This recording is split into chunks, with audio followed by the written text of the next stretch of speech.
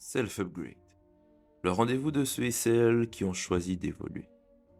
Nous étudierons ici comment certains individus ont, par leurs actions, upgradé leur vie.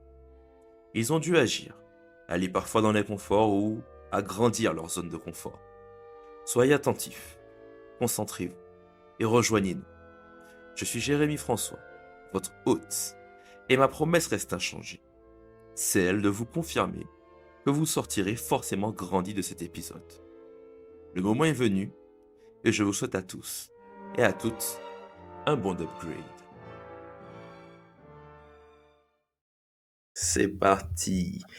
Alors, aujourd'hui, j'ai un invité un peu spécial. Je vais dire spécial parce que cet homme n'est pas sur les territoires français. Il est de l'autre côté de l'océan, mais je ne vais pas vous en dire plus. Salut Romain. Salut Jérémy, merci de me recevoir. Mhm. Ben écoute, déjà c'est moi qui te dis merci parce que je suis très content du temps que tu prends pour passer sur Self-Upgrade. Euh, on se connaît assez bien parce qu'on a eu la chance de bosser ensemble tous les deux. Euh, on va pas encore en dire trop, mais on a vraiment passé des bons moments au niveau pro et ça c'est vraiment, on a eu des vrais trucs, des vraies actions, des vraies situations qu'on a dû gérer, donc c'était vraiment cool. On a fait, comme on dit, l'école, pour moi, c'était vraiment une bonne école, la boîte où on était, donc c'est très très cool. Et du coup, ben, pour ceux qui te connaissent pas, est-ce que tu peux te présenter en quelques mots? Eh ben, écoute, avec plaisir. Donc, moi, c'est Romain, j'ai 20... Attends, je commence à douter un petit peu maintenant. J'ai 20 26 ans. Ouais, j'ai 26 ans. Du coup, maintenant, je vis au Canada, à Montréal. Mhm. Donc, je suis grosse marketeur depuis un peu plus maintenant de 3 ans, parce que en ayant pu te rencontrer, notamment chez Grosse Tribe, en étant formateur et coach, d'ailleurs, tu as été un de mes premiers étudiants que j'ai dû coacher, donc ça a commencé à créer des liens assez tôt. Et donc, oui, donc, là, je suis grosse marketeur depuis 3 ans et demi. Aujourd'hui, je travaille à mon compte et j'accompagne justement des clients, soit sur la partie growth advising, donc accompagner sur la stratégie de leur entreprise pour les aider à grandir. Et aussi, je prends des petites missions en freelance, plus sur la partie exécution, marketing automation et tous ces sujets-là. Bon, Ok, voilà, brièvement qui je suis, même si le boulot ne me définit pas à 100%. magnifique, et je suis totalement d'accord avec toi. Et donc du coup, je sais aussi que tu as fait beaucoup de choses depuis, parce qu'on a travaillé ensemble, c'était en 2021, c'est ça, en tout cas sur l'année 2021, 2020-2021. Et, et c'est vrai que depuis, ben, déjà, à cette époque, tu faisais déjà beaucoup de choses. C'est un peu aussi propre je dirais, au secteur ou au milieu de la tech, c'est que on travaille, on peut avoir un 9 to 5, mais on fait quand même beaucoup de choses à côté parce que je trouve que c'est une industrie comme beaucoup d'autres, hein, mais c'est une industrie en fait qui nécessite de la curiosité dans le sens où même professionnellement, si tu n'es pas intéressé, que tu vas pas chercher, tu n'es pas forcément au courant des tendances, c'est difficile de rester à jour, si on peut dire. Et puis naturellement, je pense que la curiosité naturelle des personnes dans ces industries-là fait que en fait, ben, tu as souvent des projets à côté. Donc déjà, si on peut peut-être se dire, ben, déjà, qu'est-ce qui t'a mené dans la tech? Est-ce que tu as toujours fait ça depuis longtemps? Est-ce que tu as découvert ça à un moment? Comment ça s'est passé ton arrivée dans la tech? Je pense que ça a commencé avec mon premier stage. Donc, j'étais Mhm. en troisième année d'école de commerce et j'ai fait mon premier stage dans une entreprise qui s'appelle Agorize. Donc, c'était une plateforme SaaS qui organisait des concours d'innovation organisés par des grandes entreprises, majoritairement entreprises du CAC 40. Donc, on avait voilà, ça allait de Total à Adidas à EDF, franchement, on a eu des entreprises Thales, enfin vraiment Decathlon, donc vraiment plein d'entreprises françaises, mais aussi internationales, qui organisaient des concours d'innovation à destination d'un public plutôt étudiant. Et l'objectif pour eux, c'était de réussir à trouver des nouveaux leviers de développement pour créer des nouveaux produits, des nouveaux services qui allaient s'adapter en fait un peu au monde de demain.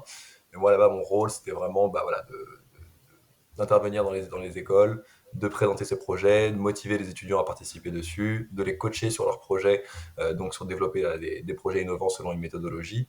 Et donc j'ai vraiment découvert cet environnement startup avec pleine d'effervescence, une multitude de tâches à gérer. Et c'était vraiment un environnement assez stimulant et enrichissant et où j'ai vraiment découvert et appris beaucoup sur la tech, appris sur tous un peu les jobs de la tech. J'ai rencontré le premier gros hacker qui m'a donné un peu envie de faire ça aussi là-bas. Et j'ai eu l'occasion du coup de faire mon alternance là-bas. Donc j'ai travaillé 2 ans et demi là-bas dans cette startup. C'était vraiment un bon tremplin. On a vécu une levée de fonds. Donc au début, on était très très contents. Puis derrière, on se rend compte qu'une levée de fonds, c'est pas toujours très positif pour une entreprise et que souvent ça sème plus la discorde que ça ne crée de croissance. Mais au moins, c'était une bonne expérience à vivre et c'était mes premiers pas. Puis après, j'ai rencontré Jean Bonenfant, là-bas, que tu connais très bien aussi, étant donné que c'était notre grand chef, entre guillemets. Et, euh, et c'est lui, du coup, qui m'a ouvert la porte pour entrer chez Grosse Tribe et derrière continuer à travailler vraiment dans la tech. Mais voilà, je pense que mes premiers pas et mon amour pour la tech, ça a commencé là, donc en 2017. Donc ça fait, voilà, maintenant il y a 6 ans, 6 ans que j'ai mis les premiers pieds dedans. Ok, ok, ok, ok. Euh, pour ceux qui connaîtraient pas, parce que du coup, tu vois, tu as dit que tu fais du growth marketing. Est-ce que, allez, en une ou deux phrases, tu pourrais définir qu'est-ce que le growth marketing pour toi? Pour moi, bah, je vais bien me définir comme un problème solver. Donc, Mhm, quand il y a un problème, j'adore trouver le moyen de le résoudre. Donc, que ce soit des problèmes auprès de mes amis, de ma famille, de mon entourage, mais aussi bah, justement de mes clients ou de l'entreprise pour laquelle je travaille.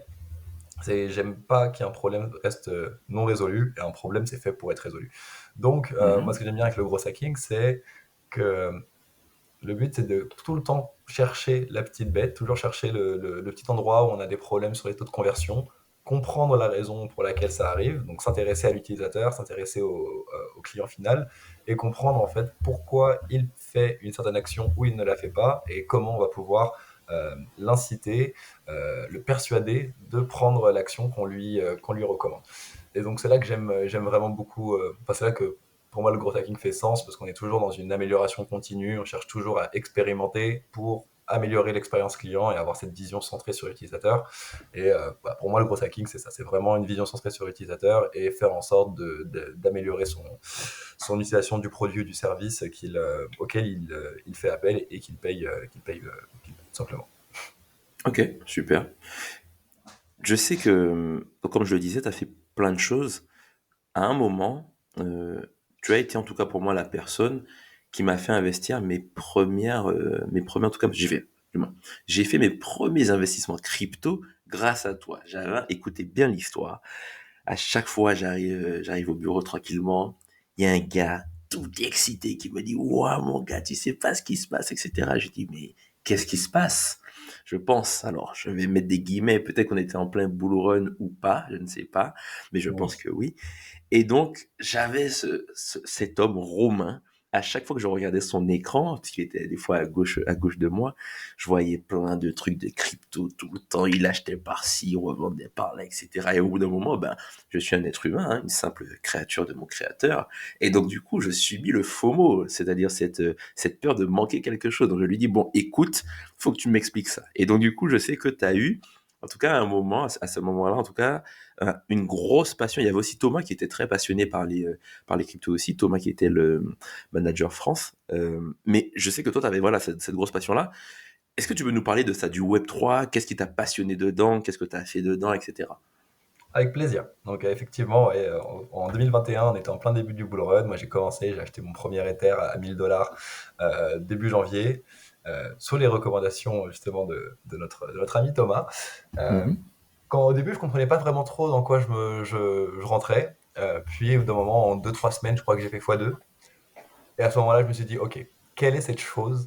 Quel est ce secteur? Quelle est cette industrie qui est en train d'exploser dans tous les sens? Donc, c'était vraiment mes premiers pas.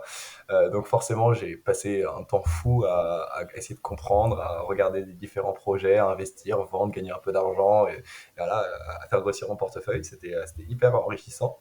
Puis mai 2021 est arrivé et on s'est mangé une chute phénoménale. Et puis après, derrière, il y a eu tout ce fameux bear market qui s'est enchaîné, etc. Mais d'un côté, je trouve que ça a été une opportunité pour moi parce que j'ai pu me détacher un peu plus de l'aspect financier pour lequel je suis rentré et de comprendre un peu plus la tech, la philosophie, en fait, la mentalité qui entoure justement tout l'univers crypto, l'univers de la blockchain, sans forcément parler de crypto-monnaie et d'investissement, parce que ça va bien plus Mhm. loin que ça.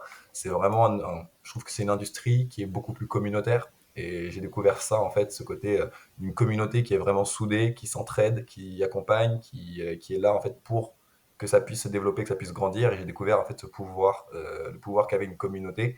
Je pense qu'on pouvait déjà voir dans les entreprises plutôt traditionnelles qu'une communauté, c'était toujours utile, que ce soit un canal d'acquisition, canal de rétention, pour du referral. Enfin bref, c'est déjà enfin, une communauté en tant que telle, c'est déjà un vivier énorme de croissance pour n'importe quel type d'entreprise, mais encore plus dans la crypto où c'est indispensable pour la réussite et le développement du projet.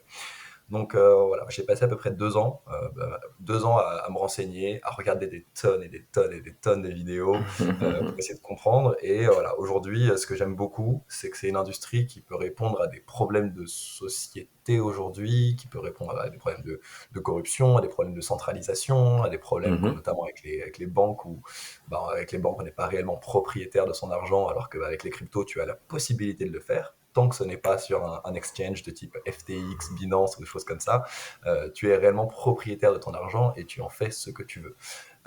Donc ça, c'est quelque chose que j'ai vraiment aimé beaucoup au niveau de la philosophie, voilà, de devenir propriétaire de mon propre argent, même si on a toujours besoin des banques aujourd'hui, et je pense pas que la crypto remplacera l'industrie financière auquel on est confronté aujourd'hui, mais elle va la révolutionner et l'obliger à faire des changements drastiques pour réussir à s'adapter. Sinon, ça finira potentiellement par avoir un impact négatif pour eux. Mais voilà, ce que j'aime vraiment aujourd'hui, c'est le côté communautaire, le côté philosophique, le côté utilitaire de la blockchain et de voir les applications dans la vie réelle et des choses que ça peut, des opportunités, des perspectives que ça peut offrir.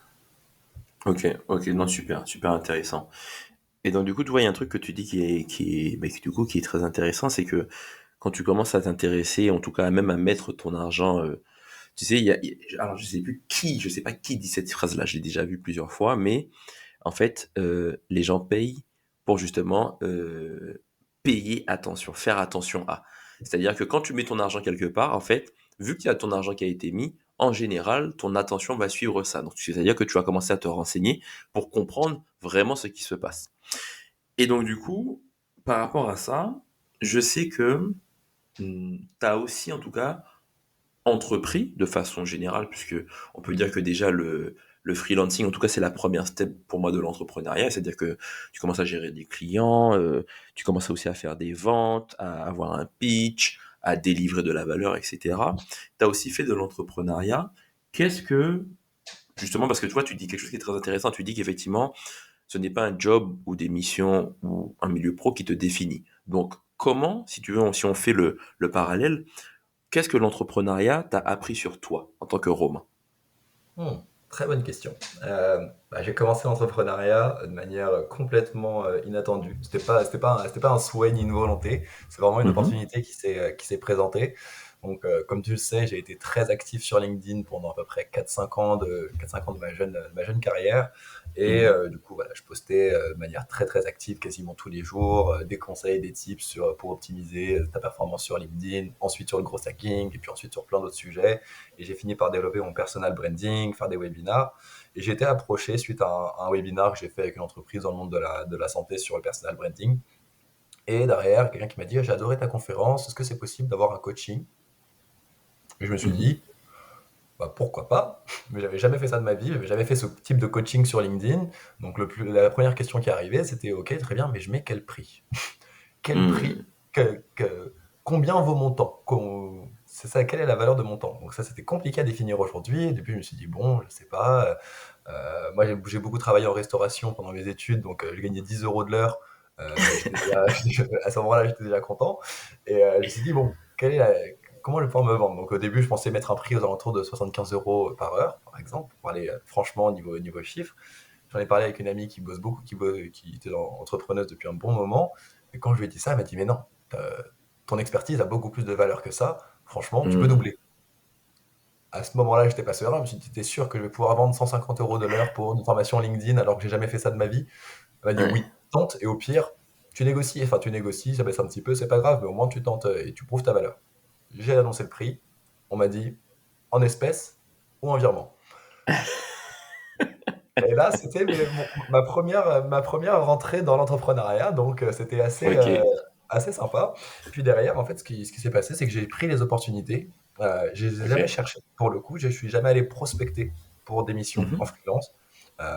Donc ça, c'est quand même, je pense que c'est une des plus grosses réussites que j'ai eues parce que j'ai jamais eu ce besoin d'aller forcément faire mon pitch et devoir aller ramer pour trouver des clients. Grâce à l'exposition que j'avais, notamment sur LinkedIn, puis ensuite grâce à GrowStripe, tous les webinaires que je faisais, j'ai pu bénéficier d'une légitimité, d'une crédibilité qui a fait que les personnes soit venaient directement vers moi grâce au contenu inbound que je faisais, soit directement via de la recommandation, suite à des amis, que ce soit des clients qui m'ont recommandé à d'autres de leurs prestataires pour pouvoir en fait développer ma clientèle sur la partie freelance. Donc ça, c'était mes premiers pas. Et du coup, qu'est-ce que ça m'a appris? Ça m'a appris à gérer mon temps de manière Mhm. différente, parce que quand on fait un travail salarié, bah, on est payé quasiment quoi qu'il arrive, qu'on soit productif ou non. D'ailleurs, on peut se faire Mhm. taper un peu sur les doigts si jamais on traîne trop la patte, ce qui n'est pas trop mon genre. Mais quand on est en freelance, c'est vraiment toi et toi-même, et toi et toi-même avec ta relation avec le client. Et ça, Mhm. c'était assez enrichissant parce que c'était quelque chose que j'avais jamais fait. Donc voilà, il faut apprendre à gérer, faire tes devis, gérer tes factures, faire tes déclarations, faire tout ça. Et donc c'est aussi toute une organisation différente que le salariat. Donc c'est quelque chose que j'ai beaucoup apprécié pendant que j'avais un CDI, pouvoir cumuler un peu les deux et faire des petits compléments de revenus. Mais le jour où je me suis lancé vraiment 100% sur la partie freelance à mon compte, c'est là que j'ai vu aussi la différence et comment on va dire ça, un peu la difficulté que ça pouvait avoir, parce que quand tout va bien, que les clients rentrent, que les clients restent, et que l'argent n'est plus un problème, tout va bien. Tout est au beau fixe, on est content, on Mhm. est heureux, on gère son temps, on peut faire ce qu'on veut, du sport, des trucs, on a le temps. Par contre, quand on a la période creuse qui arrive donc, du coup, avec la période de doute, la période Mhm. où tu peux perdre un peu confiance en toi parce que tu rates des deals, parce que tu passes à côté d'opportunités où tu étais sûr de pouvoir convertir, et que derrière tu vois tes économies qui fondent, notamment quand tu as fait un déménagement à l'autre bout du monde qui coûte déjà un petit paquet Ouais, on de, va un en petit paquet parler. d'argent, et que Mhm. derrière en plus tu te mets à ton compte et que donc tu as vraiment tout ce côté insécurité, et que tu vois tes économies fondre et que tu vois que bah, ça commence à devenir un peu tendu comme situation, tu te remets beaucoup en question, tu essayes de trouver aussi de retrouver le bon modèle, tu essayes de comprendre pourquoi ça fonctionne pas, tu essayes voilà, tu essaies de mettre en œuvre un petit peu tous les leviers qui sont en ta faveur, hein, qui sont à ta disposition pour justement sortir un peu de cette spirale négative sur laquelle moi j'ai été confronté pendant quasiment 3 mois. Mais 3 mois à l'échelle, enfin 3 mois sur une année, c'est quand même beaucoup. Et ça me Mhm. permet quand même de bien douter, d'avoir ces petites insomnies, ces petits trucs comme ça, où tu te mets vraiment à penser différemment. Mhm. Donc, Ouais. voilà. Je pense que le freelance, ça m'a beaucoup appris sur moi-même, sur ce que je voulais aussi vraiment et ce que je ne voulais pas. Et je pense que pendant une bonne partie de mon temps, j'ai toujours été convaincu que je voulais atteindre le million à 30 ans. C'était un objectif. Mais est-ce que c'était vraiment un objectif que moi, je voulais au fond, genre Romain Bellé? Est-ce que j'avais vraiment envie de ça au fond de moi, ou est-ce que c'était Mhm. un objectif que je me suis fixé aussi enfin, à cause ou grâce à des personnes qui sont dans mon entourage, qui ont réussi plus ou moins bien, et d'ailleurs en me disant, bah tiens, c'est un objectif que je veux atteindre. Mais voilà, est-ce que c'était Mhm. mon moi intérieur qui voulait ça, ou est-ce que c'était juste le Romain dans l'effervescence de tout cet écosystème qui m'entoure, qui me donnait envie d'atteindre ça? Et puis la réponse Mhm. a quand même fini par tomber. Je pense que c'est pas en tout cas ce qui me rend heureux. C'est pas l'argent qui me rend heureux. Ça aide, Mhm. ça contribue, mais c'est pas la clé de tout ça. Et donc, du coup, j'ai redéfini un peu mes objectifs pour trouver aussi des choses qui correspondaient plus à mon état d'esprit aujourd'hui. Mhm. Non, non, très intéressant. C'est vrai que l'argent règle des problèmes d'argent. Il règle pas forcément des problèmes plus profonds. Et le deuxième point que tu abordes qui est super intéressant, c'est que, en fait, dans la vie, effectivement, nous sommes des animaux sociaux. Donc, forcément, on converge, alors à un certain pourcentage, mais on pense des fois avoir du libre arbitre, mais souvent on est influencé par notre entourage, par ce qu'on a vu quand on était petit, et par aussi ce que font pour nous, en tout cas les figures d'autorité, comment ils fonctionnent, qu'est-ce qu'ils font, parce que du coup, on se projette à travers ça. Et effectivement, à un moment dans la vie, arrive ce moment où, en fait, tu te poses vraiment des questions, les vraies questions, te disant, mais typiquement, tu sais, il y a une question. J'ai un ami qui me pose, qui est très porté sur tout ça, qui aussi a fait, d'ailleurs, il a fait du Web3, il a fait aussi beaucoup d'argent dans le Web3, etc. Et puis à un moment, en fait, il se dit, en fait, je sais plus c'est dans quel livre, c'est dans un livre, mais j'ai oublié, c'est si demain, financièrement, tu avais plus besoin. C'est-à-dire que vraiment, financièrement, tu avais tout, tu pouvais manger, dormir, etc., faire des voyages. Qu'est-ce que tu ferais de tes journées? Qu'est-ce que tu ferais tous les jours en étant sûr d'être heureux? Et en fait, se poser cette question-là, c'est véritable parce que ça te force à aller vraiment chercher, mais qu'est-ce qui t'anime, tu vois? Et donc, je pense que nos métiers, ou en tout cas notre industrie, on est très dans le digital, très dans le virtuel, très à travers les écrans. Mais en même temps, il faut pas qu'on oublie qu'on reste des humains et que du coup, justement, on a quand même cette volonté ou non d'atteindre certains objectifs, etc. Et puis, comme tu as dit, je pense que c'est très intéressant ce que tu as dit, c'est est-ce qu'on fait les choses pour soi ou pour les autres? Tu vois? Ça, c'est super important. Donc, très bien. Mais du coup, Romain, tu as fait ta scolarité en France. On a travaillé ensemble en France. Et puis, tu pars au Canada. Déjà, pourquoi tu pars au Canada? Et ensuite, comment ça se passe? Comment tu fais ton installation? Parce que tu sais, voilà, juste un point ici, après je te laisse répondre, c'est que tu sais, il y a beaucoup de gens, tu vois, toi et moi, on a eu la chance de travailler en full remote pour des gens qui sont dans d'autres pays, ou même de travailler dans d'autres pays, mais c'est pas tout le monde. Il y a déjà des fois des gens qui ont le peur de sauter le pas, voilà, il y a des peurs qu'on a ou autres. Toi, comment t'as géré ça déjà? Pourquoi t'es parti au Canada? Ok. Alors, je crois que ça fait depuis mes 18-19 ans où j'étais là en mode, j'ai eu tellement de retours positifs. Je pense que le Canada, je pense que c'est une des destinations où on connaît le plus de Français, en tout cas, qui sont partis, souvent revenus ou pas, mais qui reviennent et qui ont tous le même feedback. Les gens sont gentils, altruistes, tolérants. Il fait bon vivre, les gens ne sont pas stressés. Il y a un tutoiement, ce qui crée beaucoup plus, un tutoiement généralisé, qui crée beaucoup plus de proximité avec l'entourage. Et on en discutait récemment, c'est moi je cherchais un endroit où je pouvais redevenir humain. Et Hmm, à Paris, je ne l'étais plus. Et à Paris, je sentais hmm, très bien que les gens sont stressés. Tu fais attention à rien aux alentours de toi, mis à part à ta petite personne. J'ai l'impression que voilà, tu prends le métro, tu peux avoir toute la misère du monde, tu deviens insensible. Tu deviens complètement insensible à tout. Voilà, tu es imperméable à l'environnement qui t'entoure et juste tu fais ce que tu as à faire et tu restes avec ton cercle et c'est très bien. Et je critique pas du tout en fait ça parce qu'au final, en étant dans cette vie-là, tu t'y- tu te, tu t'adaptes et tu le fais. Mais une fois que tu quittes et que tu y reviens, tu hmm. vois la différence. Et honnêtement, c'est quelque chose que je pourrais plus vivre. Donc, moi, d'abord, c'était ce souhait-là. C'est quand j'ai eu tous ces feedbacks positifs, je me suis dit, franchement, ça a l'air d'être la terre promise. Et je me suis dit, Hmm. ça vaut le coup d'aller le tenter, tu vois. Et donc, du coup, cette idée-là, elle arrivait aux alentours de mes 18-19 ans. Et j'en ai parlé à tout Ok, le monde. J'ai dit, les gars, je vais aller au Canada, je vais aller à Montréal, et je vais aller tenter une expérience là-bas, et on verra bien si ça me plaît. Et ça, c'était une idée que j'avais depuis un bon moment. Sauf que bah, forcément, après, il y a eu les expériences pro, il y a eu les études, etc. Donc, j'ai dû faire ce que j'avais à faire en France. Puis derrière, j'ai eu l'opportunité. Donc là, avec ma copine, c'était quoi? C'était début 2022. On a fait la demande de permis vacances-travail. Donc, c'est un tirage au sort. On a été tiré au sort en juillet. En août, on a pris nos billets. En octobre 2022, on était là. Donc, ok. le pas a été sauté, entre guillemets, assez rapidement à partir du moment où on avait la possibilité de le faire. Et forcément, c'est un peu compliqué parce que tu quittes ta famille. Donc, tu es à 7 heures de vol, 6 heures de décalage horaire de tout ton entourage et de tout ton socle, hein. Moi, j'ai jamais vécu en dehors de France de toute ma vie, pas fait de stage à l'étranger, pas fait d'Erasmus ou trucs comme ça. Donc, j'ai toujours passé ma vie en France, mis à part quelques vacances, mais j'ai jamais Mhm. vécu dans un autre pays. Donc, pour moi, c'était vraiment un gros changement. Mais j'étais persuadé que ça allait correspondre à mes attentes. Et pour le moment, en tout cas, je suis pas déçu. Mhm. Après un an passé ici, ça a été très formateur et très enrichissant. Et ça répond vraiment bien à mes attentes.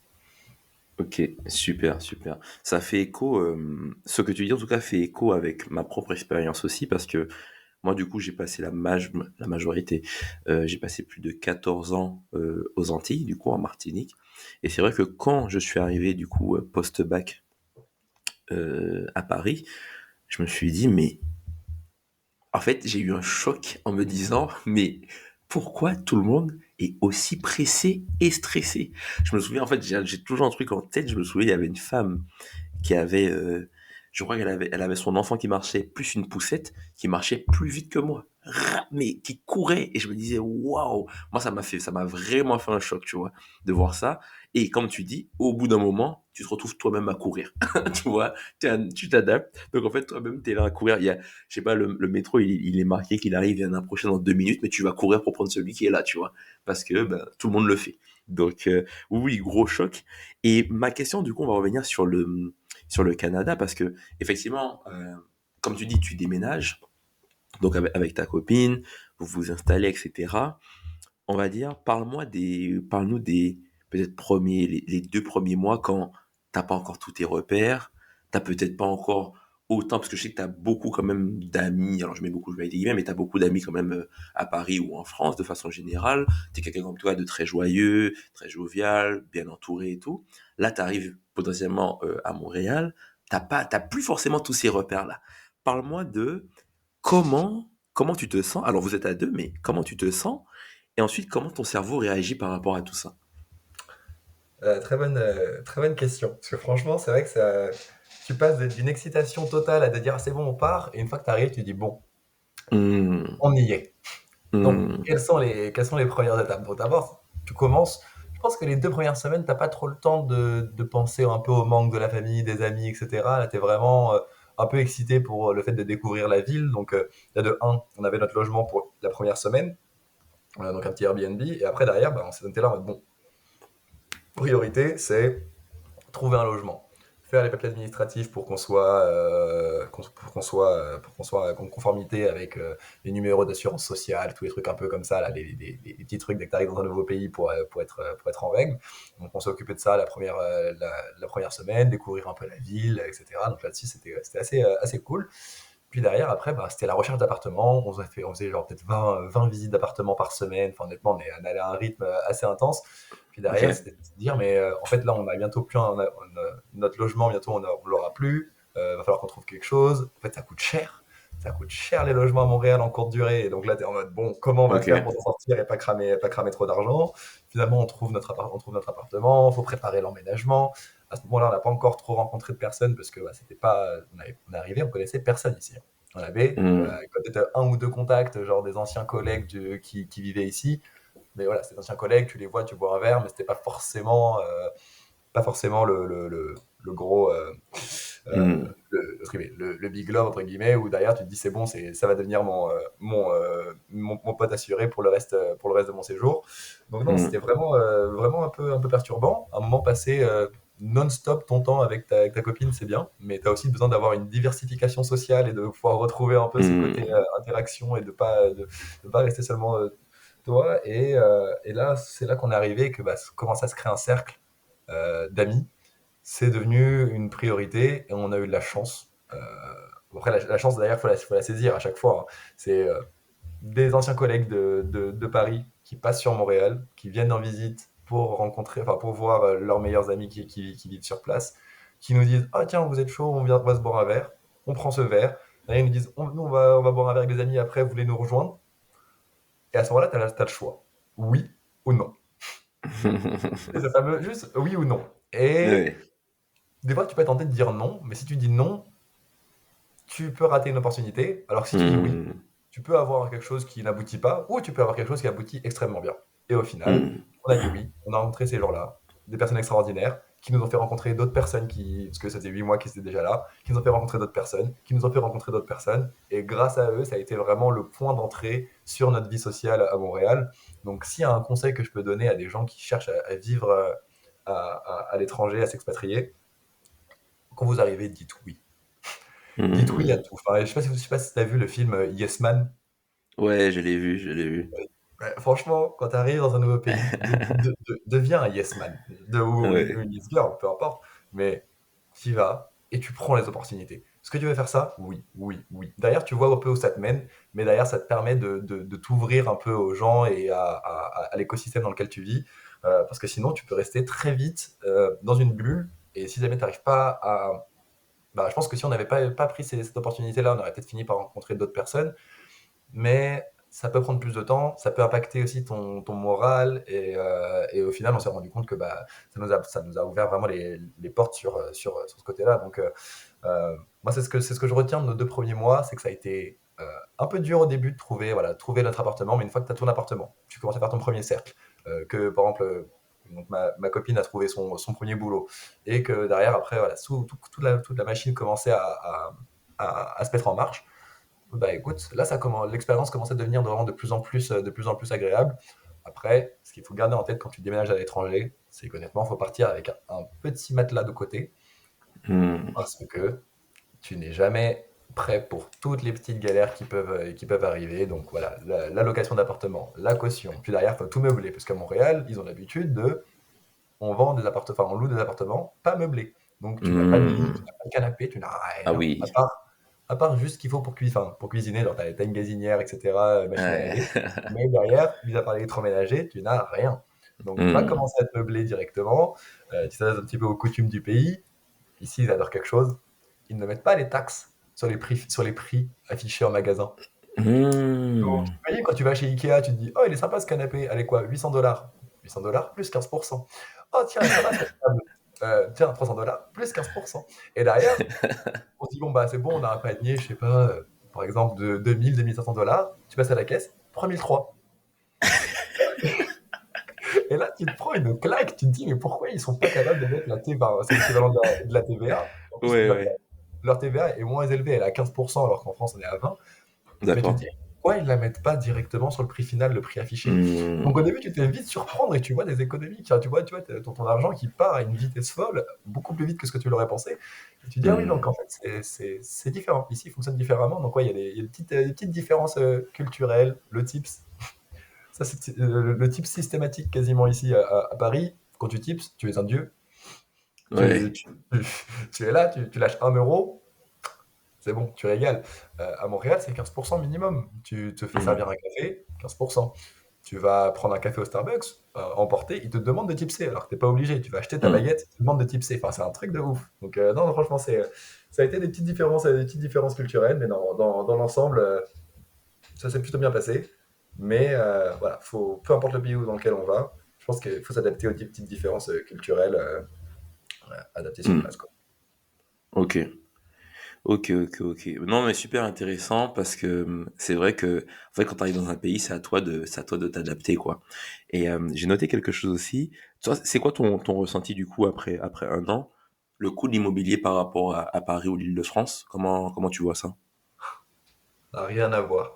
Entre guillemets, bah, t'as peut-être pas un palace ici, mais tu vois, pour un équivalent, pour 1 200, 1 250 € par mois, on a 2 chambres, un salon, un salon, une salle à manger, une cuisine, 2 balcons, une cave, et voilà, donc à peu près ouais, 75 mètres carrés, et on paye l'équivalent de 1 200 €. À Paris, c'est inenvisageable d'avoir quelque chose comme ça, à Hmm. part si tu es en banlieue, plus ou moins Hmm. proche, et que tu dois prendre le RER, etc. Sinon, Ouais, c'est pas ouais. possible. Alors qu'ici, Ok. déjà, bah, tu sais, c'est plus facile de pouvoir se projeter dans une vie plus adulte et Hmm. moins en mode appartement, studio, étudiant, où tu te marches un peu dessus, où tu as une petite kitchenette, où tu as 2 plaques, où tu peux même pas mettre une casserole et une poêle qui rentrent bien sur les plaques, ou des trucs comme ça. Et quand tu aimes bien cuisiner ou des choses comme ça, bah, franchement, c'est les petits conforts de la vie qui font la différence. Tu peux Hmm. recevoir, tu peux vraiment recevoir, tu peux faire des dîners. À Paris, on ne pouvait pas faire Hmm. vraiment de dîner. Enfin, tu fais des dîners autour d'une petite table basse et tu fais, tu fais ça, quoi. Donc, Hmm. non, on a vraiment pris le goût de la vie, voilà, de passer aussi d'apprécier de passer du temps à la maison. Alors qu'à Paris, je trouve qu'il y a aussi ce côté un peu, alors, très bizarre, mais tu payes un loyer très cher pour un appartement petit où tu ne passes pas de temps parce Hmm. que c'est trop petit, où tu ne reçois pas grand monde et du coup tu passes ton temps dehors, mais tu payes cher un appartement dans lequel tu passes peu de temps. Alors qu'à Montréal, c'est un peu le Hmm. contraire. Tu profites de ton espace intérieur, surtout en hiver, parce que franchement, faut pas se mentir, quand il commence à faire -15, -20, Hmm. tu vas beaucoup moins sortir. Enfin, tu sors un peu en bar, etc. Mais tu restes quand même pas mal à la maison parce que ça demande un petit courage un peu plus important d'enfiler ses bottes, son legging thermique, mettre son gros doudou, sa grosse doudoune, etc. pour sortir. Ouais. C'est plus la même facilité entre guillemets.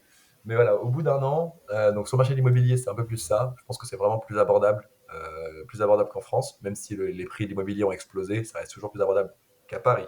Je vais peut-être faire Hmm. la comparaison parce Ouais, que ouais. on va pas mettre toute la France Ouais, bien dans sûr. le bateau. Et sinon, après, sur un an, moi, je trouve que ça m'a détendu, Mhm. ça m'a déstressé, ça m'a permis de profiter aussi un peu plus de choses un peu plus vraies. Tu vois, bah, Montréal, c'est sympa, c'est pas particulièrement une belle ville. Par contre, le Québec, de manière générale, la région de Québec, c'est incroyable. Parce que Mhm. à 30 minutes de Montréal, tu peux être en plein milieu d'un parc national avec des cascades, des trucs. Enfin, c'est beau, c'est la nature vraiment à portée de main. La ville respire, c'est une Mhm. ville verte, etc. Et vraiment, ça ça fait du bien au moral de pas voir que des buildings partout et d'être se sentir un peu étouffé comme on peut être à Paris. Et j'ai vraiment pris par exemple le plaisir d'aller faire des randos au moins une fois, un week-end par mois. On prend la voiture, on part dans un parc national, on va découvrir de nouveaux endroits. Franchement, c'est une autre façon de vivre, mais un peu plus connecté à la nature, plus connecté voilà, à des vrais besoins. Donc ça, c'était vraiment agréable. Deuxième chose que j'apprécie aussi énormément, c'est qu'il y a beaucoup moins ce côté FOMO. Donc le Mhm. FOMO, pour ceux qui connaissent pas, c'est le Fear of Missing Out, mais à Paris, tu n'as que ça. Sur un week-end, tu peux avoir 4 événements qui ont l'air incroyables, tu peux avoir des expos que tu vas pas avoir le temps de voir en même temps parce qu'il y a il y a tout qui se bouscule, il y a tellement d'offres que tu peux pas aller faire tout ce que tu as envie. Alors je trouve qu'à Montréal, tu as juste assez pour que tu puisses en profiter tu puisses en profiter. Et c'est ça que j'aime bien aussi, c'est que du coup, tu te sens pas stressé, t'as pas ce truc de ah mais si je vais là, je vais pas pouvoir faire ça. T'as vraiment ce côté où on te stresse pas, même sur la partie programmation entre guillemets culturelle, événementielle, euh, ce qui permet vraiment voilà, d'être moins voilà, dans ce côté FOMO, moins dans la société un peu de consommation, de toujours vouloir surconsommer, parce qu'il y a tellement d'offres que tu veux continuer à surconsommer. Donc ça, c'est aussi quelque chose que j'ai apprécié en arrivant ici. Euh, donc voilà, et pour montrer aussi un peu comment ça m'a changé, au tout début, dans les escalators par exemple, j'arrivais, je les montais, je les descendais, et j'allais vite, etc. Je me suis rendu compte que personne faisait ça. Mais genre, littéralement personne. Ça, c'est vraiment des réflexes de pur parisien. Tu vois, j'étais là en mode, mais pourquoi je me dépêche? Je suis pas pressé. Mhm. Je peux marcher tranquillement. Avant, j'étais agacé quand les gens marchaient lentement dans la rue, parce qu'à Paris, tout le monde marche vite. Et là, je me rendais Mhm. compte que je doublais tout le monde. J'étais en mode, mais j'ai pas besoin de doubler. En fait, je peux marcher, je peux profiter de la vue, je peux regarder ce qui m'entoure, etc. Et j'ai vraiment pris le temps Mhm. de me reconnecter avec tout ça. Et je pense que, voilà, au bout d'un an, ça m'a vraiment fait du bien d'être dans un environnement, en fait, beaucoup moins stressé et d'être, voilà. C'est un peu ce que ça m'a apporté, en tout cas, je pense, sur un an. Ok, ok. Non, non, super, super intéressant. Et puis ouais, comme tu as dit, c'est vrai que ça peut, l'environnement joue beaucoup. Et là, on a parlé juste de l'immobilier, mais niveau boulot, comment tu trouves que ça se passe au Canada? Est-ce que tu trouves, toi, moi, je fais le comparatif avec l'Australie.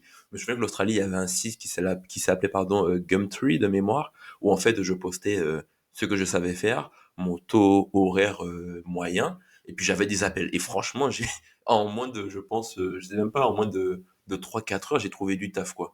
Toi, au niveau du Canada, est-ce que tu trouves que c'est plus facile de trouver du boulot, plus difficile? Est-ce que c'est la même chose parce que tu es dans la tech? Comment tu vois cet aspect-là? Ah bah écoute, c'est une très bonne question. Bah écoute, moi quand je suis arrivé, j'ai pas cherché de travail directement parce que je venais de lancer mon entreprise et ça pour l'instant Mhm. ça fonctionnait. J'étais bien aligné avec mon associé et ça fonctionnait plutôt bien. Mais d'un point de vue recrutement, ils recrutent à fond des Français. Le truc c'est que c'est pas forcément sur les jobs, toujours les entre guillemets soit les plus qualifiés. En soi, si demain tu arrives au Canada, tu veux un job, tu trouves un job. Est-ce que ce sera Mhm. le job de ta spécialité? Ça, c'est différent. Plus tu veux un job spécifique, plus tu vas être aussi en concurrence avec d'autres personnes. Donc ça, c'est évident. Mais par exemple, voilà, tu veux trouver un job de vendeur, un job voilà, tu travailles dans une boulangerie, tu es serveur, etc. Ça, là-dessus, tu arrives du jour au lendemain. Tu peux avoir un job au Canada. Ça, c'est vraiment pas un souci. Tu vois partout les affiches, on recrute, on recrute, on recrute. Et ça, c'est vraiment pas un mythe. En revanche, sur les offres un peu plus tech, bah déjà, ce qui était plus compliqué pour moi, là, parce que là, je me suis mis sur une recherche de job en CDI, bah, c'est de trouver les bons Mhm. job boards avec des offres qui correspondent aussi à mes compétences, à des choses que je veux faire, parce qu'il y a des choses sur lesquelles je suis qualifié, mais qui me plaisent pas forcément. Où je me dis, bah, par exemple, je sais faire les Hmm. social ads, et là-bas, ils sont à fond sur les social ads. Ils sont à Ok. fond, il y a énormément d'agences, etc. Et là-dessus, je pense que j'aurais pu trouver un travail assez rapidement dessus, mais ça me plaît pas. Faire des ads toute la journée, bon, Hmm. merci. Je critique pas du tout, mais non, pas pour moi. Ouais. Voilà, et tu vois, ça, il y a des trucs comme ça, et du coup, pour trouver des choses où je pouvais vraiment apporter mon expertise, mes compétences, sur la partie, je sais pas, growth lead ou des choses comme ça, bah, c'était plus compliqué. Il y avait moins d'offres. Les offres sont moins fournies, c'était quand même plus côté US ou parfois plus Toronto, et Montréal un petit peu moins. Donc ça a été un peu, tu vois, là récemment, ça a été un peu un parcours un peu du combattant pour essayer de trouver des offres qui correspondaient vraiment à mes compétences et ce que j'avais envie de faire. Et derrière, du coup, j'ai switché un petit peu mon type de recherche plutôt que chercher des postes en growth. J'ai cherché des postes où mes compétences en growth pouvaient avoir un impact sur la mission en tant que telle. Et donc, c'est pour ça, là, Hmm. je suis en train de m'orienter sur plutôt des postes d'implémentation d'HubSpot ou d'optimisation de l'utilisation d'HubSpot chez des clients. Et derrière, gérer toute la partie un peu conseil sur la stratégie inbound, outbound. Et derrière, c'est là que je sais que c'est un outil que je maîtrise.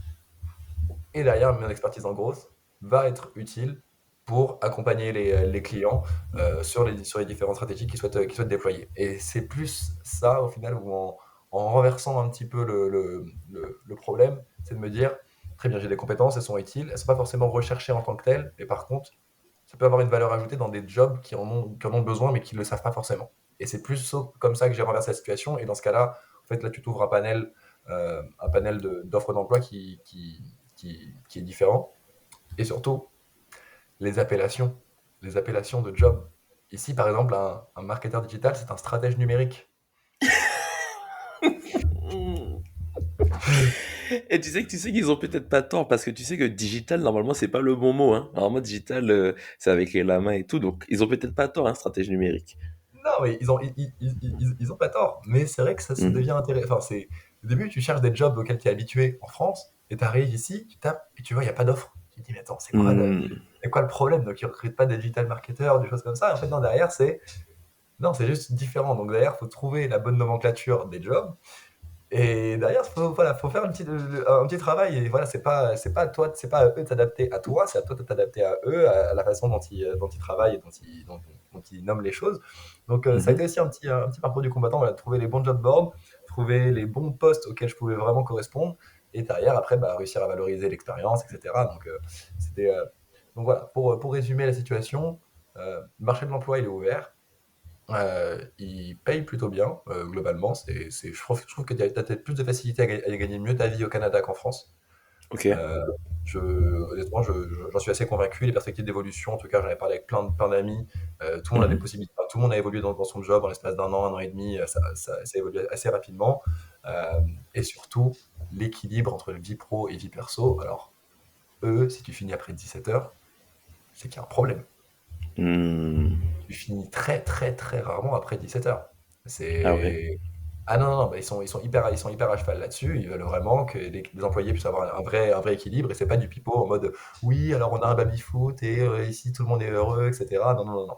C'est Tu viens, tu fais ta journée, tu t'organises comme tu veux. Si tu veux te faire du télétravail pendant 6 mois, que ce soit télétravail, full télétravail, ils sont hyper ouverts. Est-ce que tu veux faire du télétravail, genre, si tu vas aller au Mexique parce que t'en as marre de la grisaille et du froid, tu vas télétravailler au Mexique pendant 2 mois, on s'en fiche, tu fais ce que tu veux. Juste, fais ton travail tant qu'il est fait. Donc il y a vraiment beaucoup plus de confiance, des choses comme ça. C'est assez.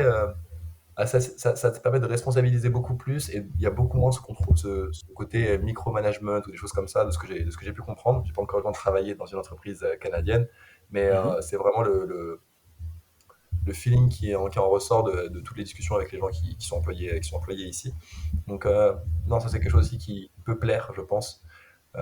Surtout quand tu travailles à Paris et que tu finis ton travail, il est 18h30, 19h, le temps de rentrer chez toi, il est 20h. Là, en fait, là, tu as une deuxième journée qui commence quand tu finis à 17h, quoi. Hmm. Ouais non non c'est ça aussi ça c'est vrai ben, on l'avait vu aussi avec la boîte aux Pays-Bas aussi ils sont comme ça c'est-à-dire que j'ai l'impression de mais bon je vais pas critiquer mais en tout cas en France plus tu finis tard plus on pense que tu travailles alors qu'en fait c'est tellement pas logique parce que déjà un c'est impossible que tu sois focus pendant 10 12 heures et deuxième point ça veut dire qu'en fait tu as eu du temps pour faire tes tâches mais tu les as pas faites donc soit c'est peut-être mal scopé, parce que oui, ça arrive effectivement que des gens aient trop de travail par rapport au temps qui leur est alloué, mais souvent, effectivement, tu as des gens qui vont jouer. Après, c'est peut-être plus dans les grands groupes, en tout cas, je sais pas, mais en tout cas, beaucoup dans les grands groupes où il y a un peu un jeu de les cabinets de conseil aussi, qui est-ce qui arrive le premier, qui part le dernier, parce que tu vois, ça instaure dans la tête des gens que bah, cette personne-là, elle travaille beaucoup, etc. Mais je dirais plus que c'est plus du marketing, quoi. C'est-à-dire que voilà, après, c'est vrai qu'il y a des moments où on est plus productif que d'autres. Peut-être que la personne qui reste tard, peut-être qu'elle n'a pas forcément travaillé de 14 à 17, mais que de 17 à 20, peut-être qu'elle travaille mieux. Ça existe aussi. Mais bon, écoute, c'est vrai que c'est différent. Mais c'est vrai que l'équilibre vie pro-perso, je pense qu'on est tous les deux alignés pour ça. C'est vrai que c'est ultra important. Parce qu'en fait, la vie, mais même que ce soit l'entrepreneuriat, le business, la partie pro, peu importe, tout ça, ce sont des jeux de long terme. Et les jeux de long terme, en fait, tu fais pas des 100 mètres, tu fais des marathons qui durent 42 kilomètres. Et si tu veux tenir 42 kilomètres, tu peux pas te griller dès le début en courant ultra vite, sans te reposer, sans boire ou quoi que ce soit. Parce qu'en fait, tu vas juste te griller, quoi. Donc c'est Bah, pas pertinent. faut trouver sa vitesse de croisière. Et c'est un peu la réflexion qui est arrivée, tu vois, notamment sur la partie équilibre pro vie perso. Et à un moment, je bossais vraiment beaucoup, je faisais vraiment beaucoup d'heures là, et en fait, ça me fatiguait. J'étais en mode, est-ce que c'est vraiment ça pour revenir un peu au sujet, mais est-ce que c'est vraiment ça qui me rend heureux? Est-ce que c'est ça qui me met bien, qui permet de m'épanouir? Et je me suis rendu compte que non, tu vois, là, j'en suis arrivé, tu vois, après 1 an et demi d'entrepreneuriat, d'être à mon compte, j'ai appris énormément sur moi-même, j'ai appris ce que j'aimais faire, j'ai appris ce que j'aimais pas faire. Donc, par exemple, j'aime pas vendre. Mhm. Vendre, non, c'est pas mon délire. J'aime pas faire de l'administratif, j'aime pas faire de la comptabilité, j'aime pas, bon, bref, et tous les trucs qui sont importants, hein, mais j'aime pas tout ça. Euh, je me suis rendu compte qu'aujourd'hui, j'avais envie de faire ce que j'aime faire. Genre Mhm. vraiment, ce que j'aime faire, ce pourquoi je suis bon. Et tu sais, il y a un peu ce truc-là, tu connais, j'imagine, l'ikigai. Mhm. Je crois que c'est la frontière entre ce pourquoi tu es payé, ce que tu aimes faire, ce dans quoi tu es bon et ce dont les autres ont besoin. Et je crois que c'est Exact. la frontière entre les quatre. Et j'avais besoin en fait là, de me recentrer là-dessus parce que là aujourd'hui, enfin récemment, je l'avais pas. J'avais pas Mhm. cet ikigai parce qu'il y avait des choses que j'aimais pas faire et que je devais faire et que je faisais pas forcément très bien. Et derrière, ça commençait à créer un peu de discorde chez moi. Et c'est pour ça Mhm. qu'aujourd'hui là, tu vois, je me suis rendu compte que bah voilà, l'entrepreneuriat pour moi, l'arrêter, c'est pas un échec. Et j'ai beaucoup appris sur moi, j'ai appris sur ce que j'aimais, ce que j'aimais pas. Je pense que je retenterai une aventure entrepreneuriale plus tard, parce que honnêtement, j'ai beaucoup apprécié, mais dans des conditions différentes et comment on appelle ça? En tirant profit des expériences que j'ai eues, tu vois. Donc aujourd'hui, je sais que par exemple, je sais pas déléguer. Enfin, j'y arrive pas. Parce Mhm. que je sais que quand je fais mon travail, il est bien fait, et je ne sais pas si le travail sera aussi bien fait en déléguant. Et la réponse en général, c'est non, parce qu'il y aura toujours des Mhm. choses, des imperfections, etc. Sauf qu'aujourd'hui, j'arrive pas à déléguer, donc je pense que j'ai besoin de trouver aussi des expériences professionnelles qui m'apprennent à manager, à déléguer, à pas toujours être satisfait, mais derrière trouver un moyen d'accompagner les gens Mhm. pour qu'ils aient une piste d'amélioration. Euh, je pense que voilà, il y a des choses, toute la partie un peu commerciale ou des choses comme ça qui en fait me plaisaient pas, sur lesquelles j'étais pas particulièrement bon. Je passais des heures à faire des propositions commerciales et des devis qui au final signaient pas. Et derrière, ça crée encore plus de frustration.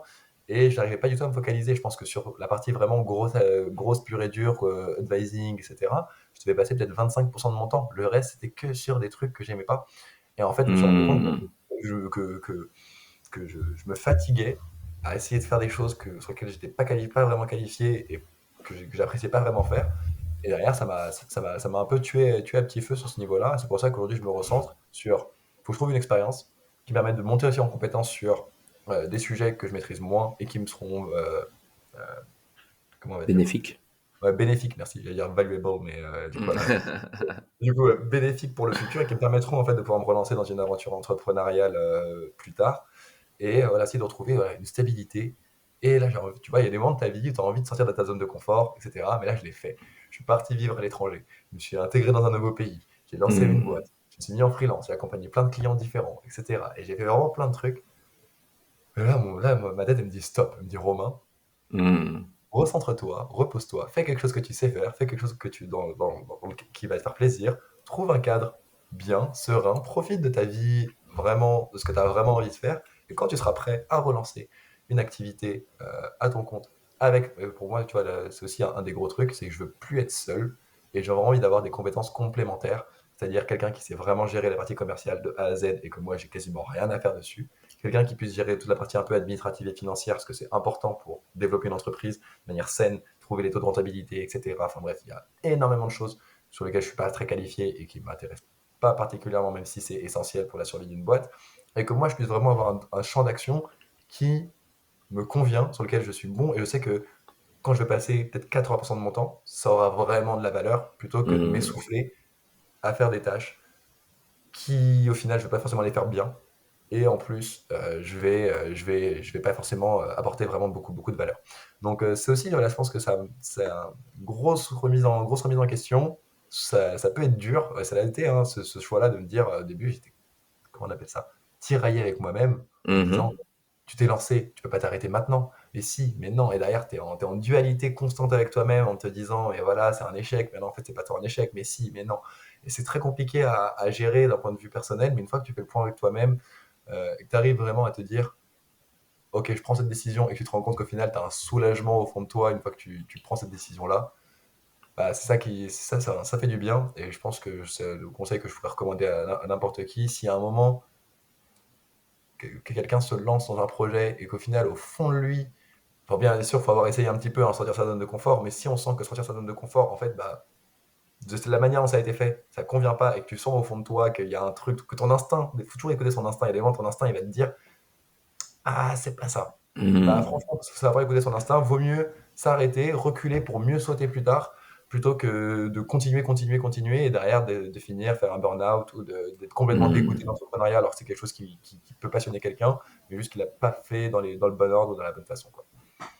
Ouais, non, franchement, là, t'as vraiment donné des bons tips. Et pour moi, t'as résumé beaucoup l'entrepreneuriat, même si, encore une fois, à nos humbles niveaux, on a fait ce qu'on a fait, mais il y a toujours plus que soi ou autre. Mais ce que tu dis, déjà, le premier point, effectivement, tu vois, t'as beaucoup de gens qui vont venir te dire, ouais, mais toi, tu l'as aussi, moi, je l'ai aussi en mode, t'es fort, t'es trop fort dans ça, tu sais faire ça, tu sais faire ça, tu sais faire ça.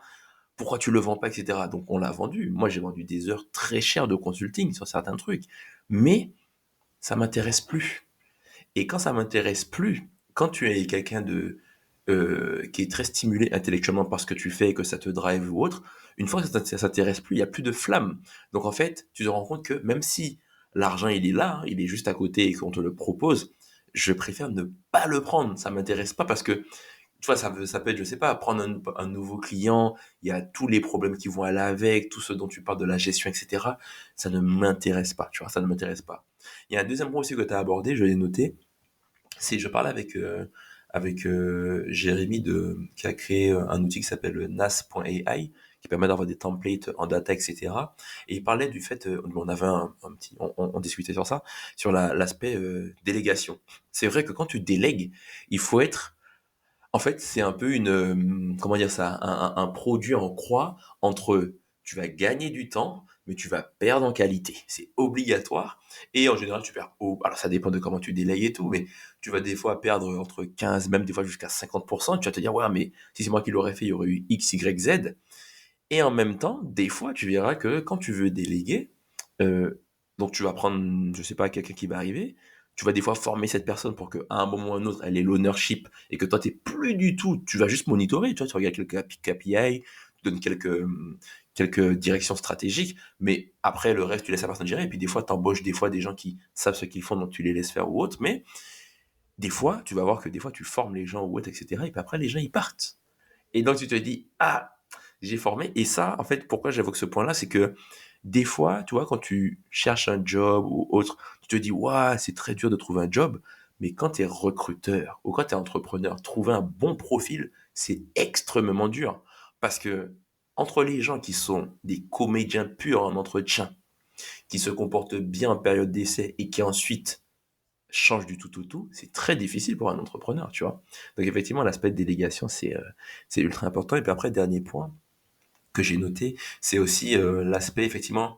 Pour moi, c'est ça l'upgrade. Hein. C'est aller en fait au-delà, en tout cas agrandir ta zone de confort. C'est se dire voilà comment la vie est courte. Est-ce que je peux pas faire un truc qui me permet de grandir, de me découvrir, d'apprécier la vie différemment, puisque je pense pas que l'humain soit fait pour faire peut-être la même chose tout le temps. À part si effectivement tu as trouvé ta zone de génie ou autre. Tu vois, moi je sais que ma mère, elle a un truc, c'est que tous les jours, elle fait 2 heures de marche. Ça, c'est son truc. Elle kiffe et elle marche au même endroit. C'est la même chose. Quand je l'appelle, je sais exactement où elle est à peu près. Et donc, du coup, elle me dit, mais en fait, c'est ce qu'elle kiffe. Tu vois? Donc, en fait, à partir du moment où tu es heureux tous les jours, il y a que toi et toi. Si tu es heureux tous les jours en faisant ce que tu fais, ben, c'est très bien, quoi, tu vois? Il n'y a C'est pas de bataille. exactement ça. Et j'ai entendu récemment, là, t'as fait un podcast, ou je crois que j'ai vu sur Instagram, tu parlais un peu de cette période tunnel. Quand tu es Hmm. entrepreneur, tu rentres dans la Hmm. période tunnel et ça peut durer un mois, 6 mois, un an, 2 ans, peu importe. Mhm. Ah, tu vois, moi, je l'ai pas eu. J'ai pas réussi. Hmm. Et tu vois, je pense que c'est peut-être quelque chose intrinsèquement au fond de moi qui me disait, en fait, j'ai pas envie de ça. Alors que je sais que Hmm. ça aurait pu avoir un impact positif sur le développement de la société, Mhm. mais j'ai pas réussi à avoir ce tunnel parce que bah, mon, mon cadre de vie, enfin, ce que j'avais envie de vivre, ça c'était pas en accord avec Bien ça. sûr. Et au final, tu vois, c'est pour ça que je me suis rendu compte, et tu as dit quelque chose de très juste. Tu disais, tu as des gens aux alentours qui disent oui, mais tu as des compétences, vends-les, tu peux faire ci, tu peux faire ça. Et je pense que c'est un peu ça aussi. Je me suis un peu peut-être laissé un peu embrigader dans ce truc-là en me disant bah oui, chez Ghost Drive, je faisais des trucs bien, pourquoi je peux pas le faire tout seul? Ok, je vais le faire à plus grande Hmm. échelle. Puis derrière, tu te rends compte pourquoi tu peux peut-être pas forcément le faire tout seul, ou tu peut-être pas Hmm. forcément l'énergie nécessaire pour aller le faire tout seul, parce que bah, c'est des choses complètement différentes. Parce que Bien sûr. coacher des gens, coacher des business, c'est une chose. C'est facile quand ils arrivent tout servi sur un plateau et que juste tu as besoin de t'en occuper. Et quand tu as toute la gestion en amont à gérer et puis tout l'après, c'est pas la même chose. Et donc, en fait, tu te rends compte aussi. Donc, moi, d'un côté, j'ai trouvé ça aussi hyper enrichissant parce que j'ai vu la phase immergée de l'iceberg et qui parfois l'iceberg est bien profond et tu te dis, ah ouais, donc c'est pas aussi rose que ce qu'on se laisse imaginer. D'ailleurs, tu vois aussi plein de gens qui sont là, qui ont lancé leur business et ça tourne bien, ils font leur centaines de milliers ou millions de MRR, etc. Ils sont très contents, ils parlent de leur succès. LinkedIn est aussi quand même un endroit, pas dire nocif, mais il y a eu beaucoup trop de success stories où les gens étaient là, moi j'ai fait ci, en 3 mois on a fait ça, etc. Et forcément ça te donne envie, tu te dis, moi aussi je peux le faire. Mais en fait, tout le monde n'a pas cette ambition. Moi j'avais cette ambition de me dire, ok, je vais réussir à faire des millions, mais en fait c'est pas ça que j'ai envie de faire, tu vois, c'est avoir de Hmm. l'impact. Aujourd'hui, moi avoir de l'impact, réussir à me dire, bah, ce que je fais, c'est utile. Moi c'est me rendre utile pour les gens, j'ai pas forcément besoin de me rendre utile pour des milliers de personnes, parfois juste être utile pour une petite partie de gens qui te permettent, toi, de Hmm. pouvoir vivre à ton rythme, c'est suffisant. Et c'est ça aussi, la... Alors, je sais pas si du coup, j'aime bien le nom de ton podcast qui est du coup self-upgrade, et c'est ça, c'est mon Mhm. upgrade, ça a été un downgrade de mes ambitions. Ah, intéressant. Tu vois? Intéressant. Hmm. Et je me sens Ouais, super mieux, intéressant. je me Mhm. sens mieux moi-même depuis que j'ai rabaissé un peu mes ambitions et que c'est plus en accord avec mon mode de vie, et que c'est pas toujours, du coup, euh, c'est pas toujours voilà, une ambition démesurée qui te permet d'atteindre tes objectifs. C'est parfois aussi réussir à les revoir un peu à la baisse, et quitte à ce que ce soit revu à la hausse plus tard. Ça se trouve, peut-être que dans 5 ans, je serais capable de me mettre dans cette période tunnel parce que j'aurais vraiment trouvé le Mhm. projet qui me fait vraiment vibrer, etc. Mais qu'aujourd'hui, je pense que je ne l'ai pas eu. Et je pense que c'était pour une bonne raison. Et comme je disais, un peu, voilà, écouter son instinct. Tout le monde aurait pu me dire, vas-y, mets-toi en période tunnel, oublie, fais ça pendant 6 mois, tu verras après, ça va marcher. Ça se trouve, ça aurait marché, j'aurais peut-être pas été heureux non plus. Donc, Mhm. Non, non, mais c'est.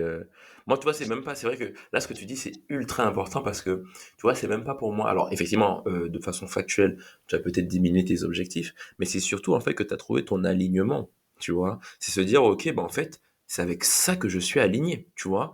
Moi, tu vois, effectivement, et le deuxième point, c'est vrai que le tunnel, je l'ai posé à plusieurs invités.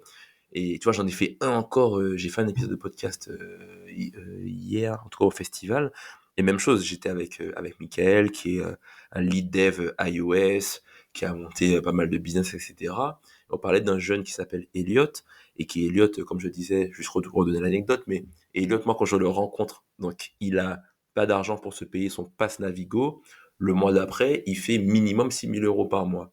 Mais ça arrive à quel moment? C'est parce que Elliot, le tunnel, en fait, il est choisi. Il doit pas être subi. Il est là le point. C'est vrai, c'est peut-être que j'ai pas précisé. C'est qu'en fait, le tunnel, effectivement, si tu t'engouffres dans un truc, alors qu'en fait, ça te met mal mentalement et tout, ça sert à rien parce que tu vas juste, comme tu dis, faire un burn-out ou même de pas du tout kiffer. Moi, le tunnel, en tout cas, quand je reviens d'Australie et que je fais, pardon, pendant 2 ans, en fait, il est vraiment choisi parce que, comme tu dis, j'ai trouvé exactement ce qui m'anime. Et j'ai trouvé mon équilibre entre, de toute façon, tu sais un peu comment je vis, mais entre sport, mon organisation et tout, je suis tellement aligné avec ça que d'autres personnes, en tout cas les gens qui, mon cercle proche le comprend très bien, d'autres personnes que je découvre me disent mais ouais t'es un fou machin machin, mais moi c'est mon harmonie. Si j'ai pas ça c'est problématique pour moi, tu vois, parce qu'après au final je me retrouve à regarder Jujutsu Kaisen ou bien l'Attaque des Titans ou je sais pas quoi, je vais regarder plein de mangas, je vais rien faire etc. Alors qu'en fait de poser ce cadre là, certaines personnes de l'extérieur se disent que je me mets plein de contraintes, alors que pour moi, c'est ma liberté de me dire que j'ai à réfléchir qu'avec mon Notion et de me dire que mes tâches qui sont à la semaine, c'est juste ce que j'ai à faire et pas à réfléchir à d'autres trucs. Ça m'a permis de focus beaucoup parce que j'ai beaucoup d'idées, je suis très curieux, etc. Un peu comme toi. Et donc, du coup, j'étais très éparpillé avant, tu vois.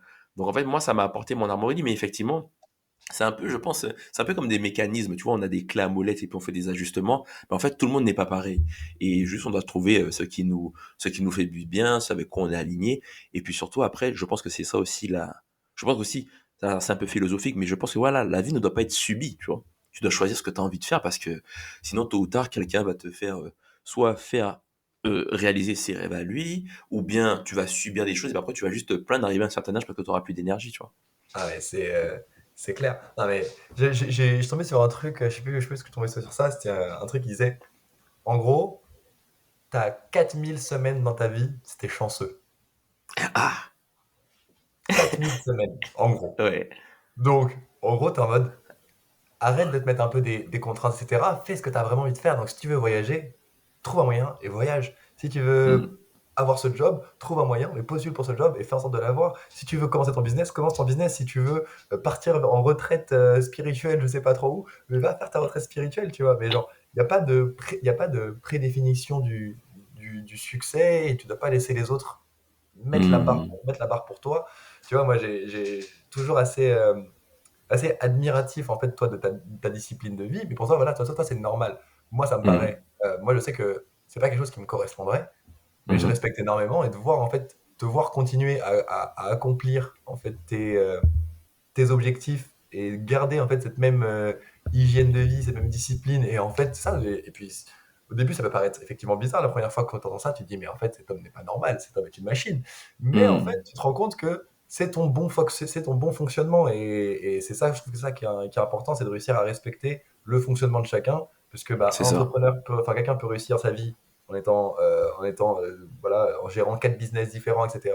Ou quelqu'un peut être très heureux en étant dans un salariat est très content là-dessus puisque ça permet d'atteindre ses autres objectifs ailleurs. Et pour moi, il y a vraiment ce côté où il y a eu une sorte de mise en avant des entrepreneurs. Et en gros, si tu te mets pas à ton compte et que tu gères pas ton propre business, bah en fait, tu rates un peu ta vie parce que tu es toujours un peu esclave de la société ou des choses comme ça. Et moi, je suis pas vraiment d'accord avec ça parce que tant que ça reste Mhm. un choix et que t'es pas en fait bloqué dans un salariat alors que tu veux faire l'entrepreneuriat ou que t'es pas dans l'entrepreneuriat alors qu'en fait ça te bouffe et ça te ronge, pour moi, c'est juste ça. C'est tant que tu es en accord avec toi-même, tu peux réussir vraiment à vivre ta propre vie plutôt que de subir ce que la société veut de toi. Et ça, pour moi, c'est hyper, hyper important. Et souvent, je pense qu'on a tendance un peu à l'oublier. Moi, je pense que je me suis fait un peu happer par ce truc-là.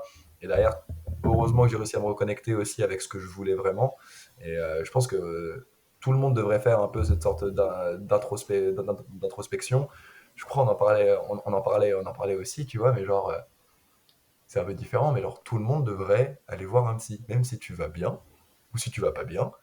Mais aussi Mhm. pour réussir à faire le point avec toi-même, parce que parfois c'est compliqué de faire le point avec toi-même et te dire, ok, où est-ce que j'en suis, qu'est-ce que je veux, et derrière, te réussir à te poser les bonnes questions, parce que des fois, alors le psy, c'est pas lui qui doit te dire ce que tu dois faire ou pas, mais il te pose des questions auxquelles tu n'avais pas pensé, et là, tu te mets, et t'es là, t'es en mode, waouh, et là, tu fais grosse introspection sur toi-même, et c'est pour ça que on en avait parlé un petit peu précédemment, Mhm.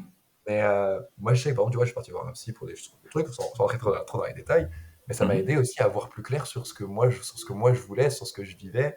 Et depuis ça, je suis beaucoup plus en accord avec soi-même. Et à partir du moment où tu es en accord avec toi-même, le reste de ta vie découle et c'est plutôt bien. Et tu t'arrêtes de subir et tu profites et tu embrasses, entre guillemets, la vie qui t'est offerte. Alors qu'il y a des gens qui pensent aller très bien, qui sont très bien dans leur confort, etc. Mais au final, c'est pas ce qui les rend particulièrement heureux. Et il y a un Mhm. gros, gros rapport, enfin, une grosse différence entre, on en parlait un petit peu au début, genre l'argent ne fait pas le bonheur, ça peut y contribuer, ça peut atteindre certains objectifs, mais euh, il y a une différence entre le bonheur et la liberté. Mmh. l'argent te donne une liberté de pas devoir forcément toujours courir, Mmh. courir ou d'avoir des fins de mois difficiles ou des choses comme ça. Donc ça donne cette liberté-là. Il faut vraiment garder en comparaison, c'est ça. Moi, j'ai envie de pouvoir être libre de faire ce que je veux faire, mais c'est pour moi l'argent ne va pas apporter mon bonheur. C'est ça, c'est moi mon bonheur, c'est la liberté.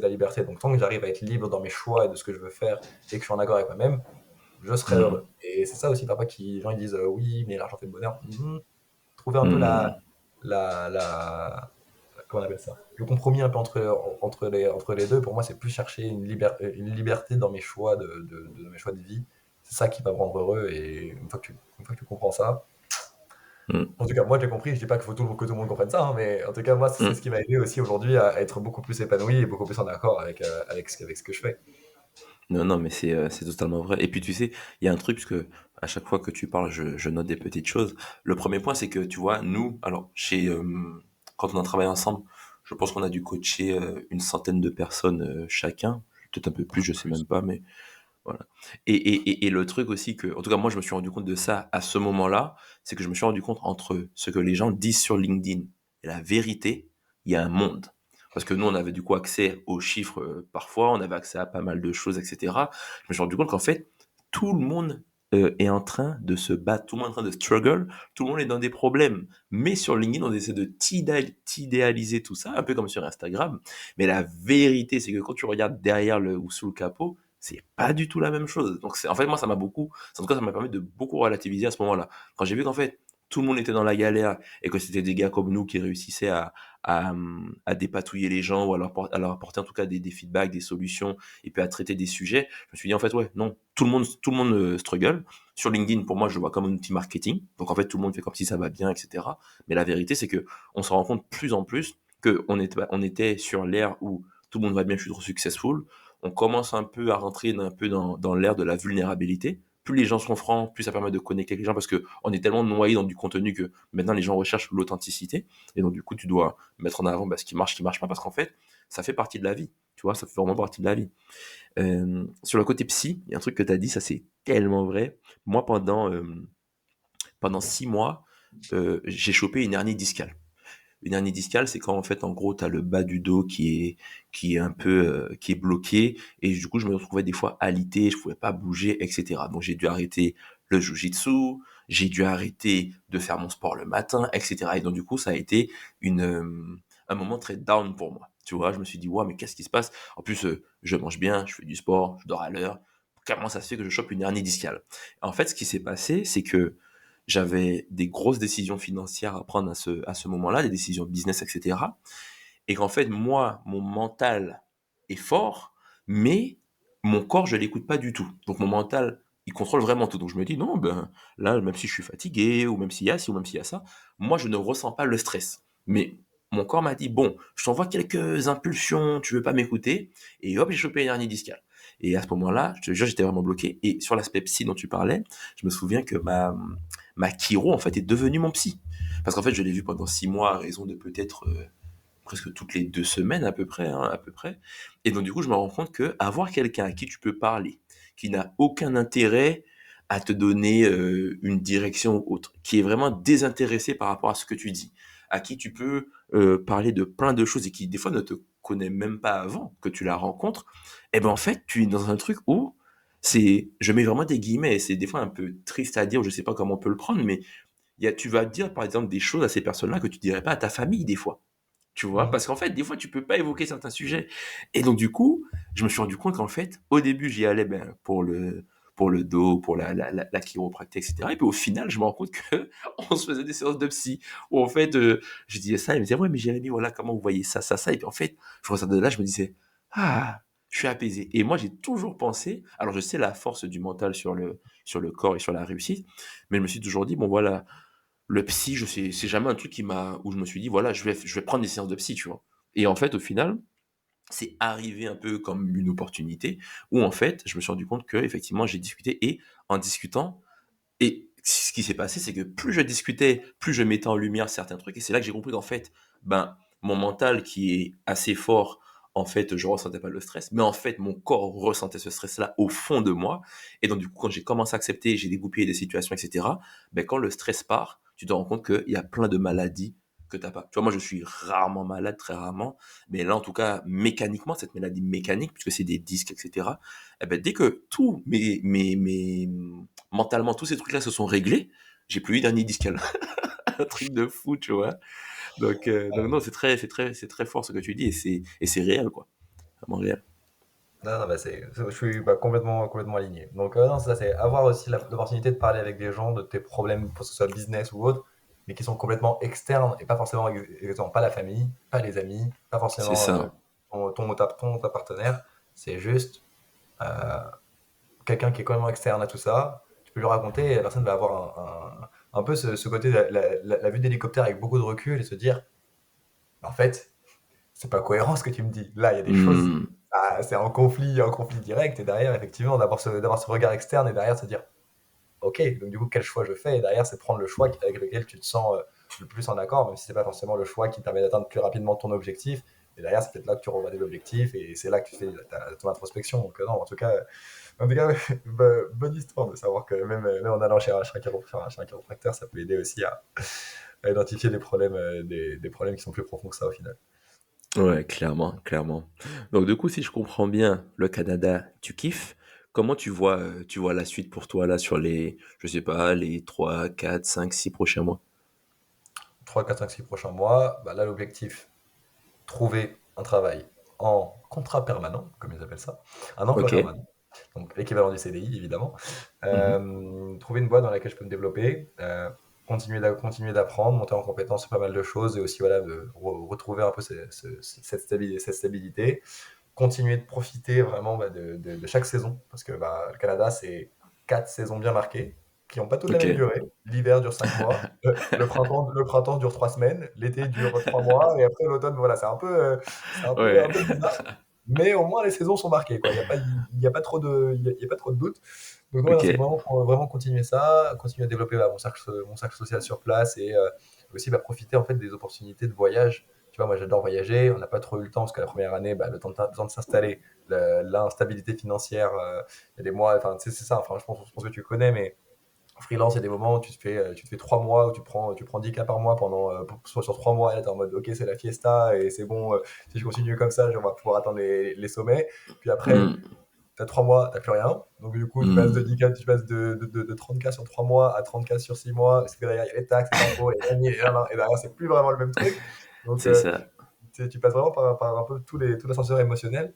Donc, non, là c'est pouvoir aussi voilà, replanifier des vrais projets, et surtout là, des projets, notamment sur ma vie aujourd'hui, c'est ma vie de couple qui importe. J'ai envie de Mhm. pouvoir voilà, profiter, enfin, de m'investir à fond, parce que forcément, bah, quand tu t'investis trop dans quelque chose, tu te délaisses un petit peu à côté.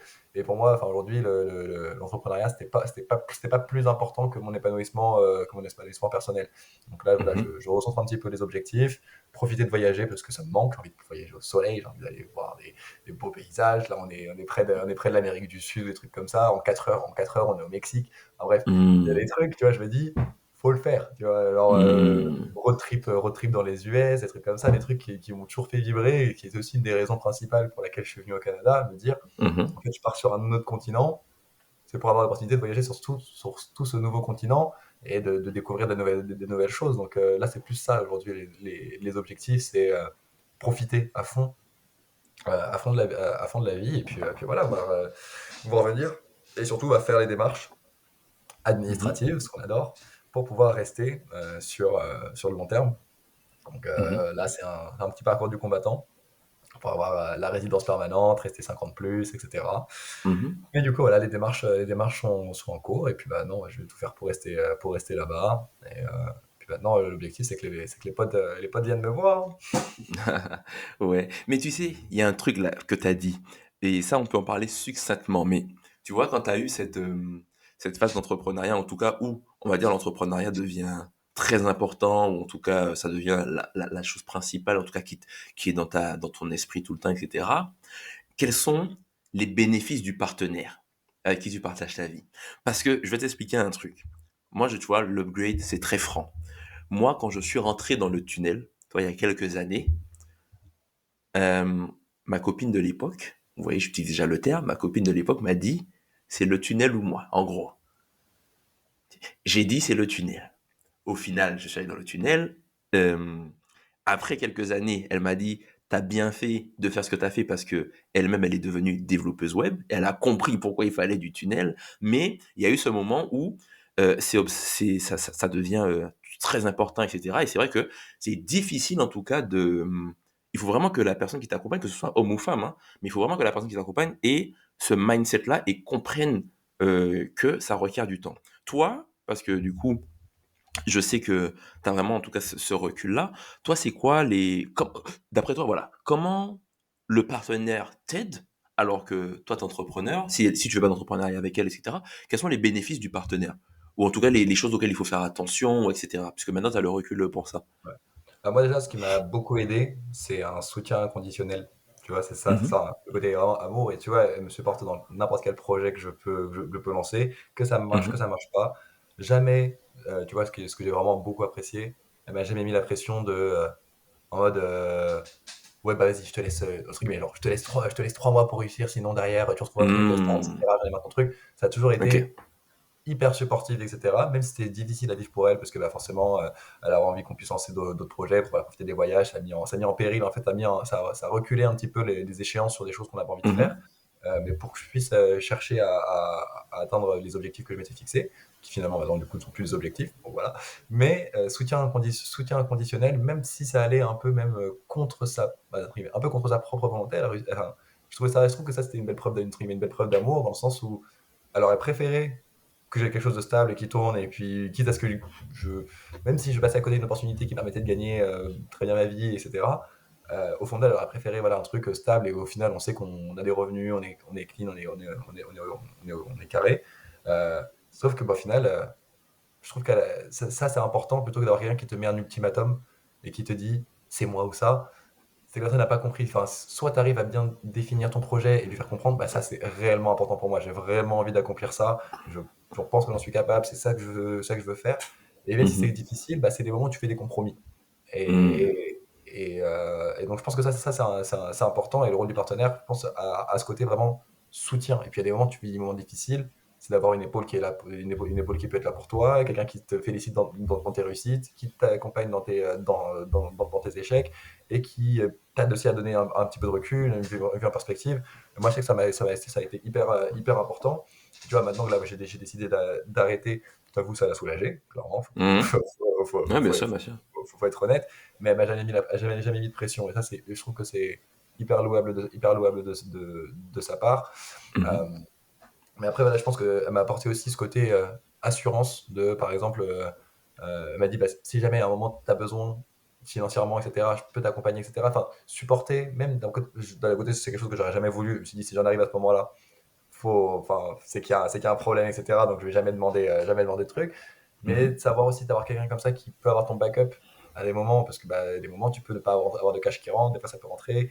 Surtout si tu développes un produit ou quelque chose comme ça qui prend du temps à se lancer, bah, c'est que des fois voilà, tu peux run out of cash, etc.